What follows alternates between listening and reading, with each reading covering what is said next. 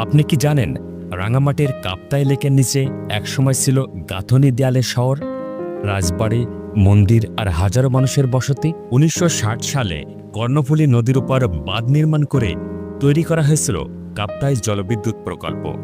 সেই বাঁধের কারণে প্রায় ৬২২ বর্গ কিলোমিটার এলাকা পানির নিচে তলিয়ে যায়। ডুবে যায় প্রাচীন চাকমা রাজবাড়ি, বাজার, ঘরবাড়ি, বিদ্যালয়।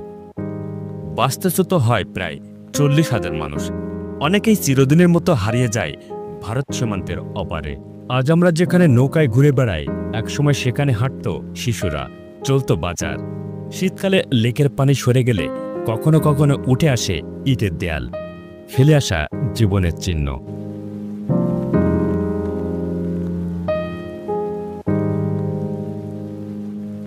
কাপ্তাই বাঁধ আমাদের দিয়েছে বিদ্যুৎ, কিন্তু নিয়েছে হাজার বছরের ইতিহাস আর শত শত পরিবারের ঠিকানা।